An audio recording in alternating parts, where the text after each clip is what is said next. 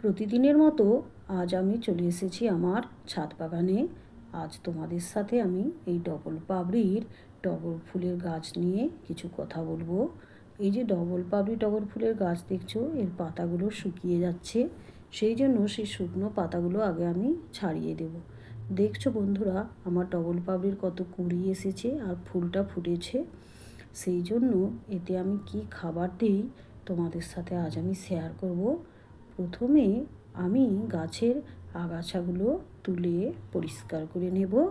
তারপর গাছের মাটিগুলোকে আমি আলগা করে দেব। যে কোনো গাছে খাবার দেওয়ার সময় গাছের মাটিগুলোকে একটু আলগা করে দিলে গাছ ভালোভাবে খাবারটা নিতে পারে আর গাছের উর্বরতা শক্তি বৃদ্ধি পায়। দেখতে পেয়েছো আমি কি সার ব্যবহার করব তোমাদেরকে দেখাচ্ছি। এটা হচ্ছে গরুর ঘুঁটে, গ্রাম বাংলায় পাওয়া যায় সেই শুকনো ঘুঁটে। 8-10টা আমি 24 ঘন্টা জলে ভিজিয়ে রেখেছিলাম। সেই জল আমি ছেঁকে 1 গ্লাস পরিমাণ নিয়ে ওই গাছের গোড়ায় দিয়ে দেব। এইটা হচ্ছে জৈব সার। একটু বেশি পরিমাণ দিলেও এতে কোনো অসুবিধা নেই। এই জৈব সার গাছের গোড়ায় দিলে গাছের পাতা চির সবুজ হয়ে থাকবে আর ফুলগুলো খুব সুন্দরভাবে বড় হয়ে ফুটবে।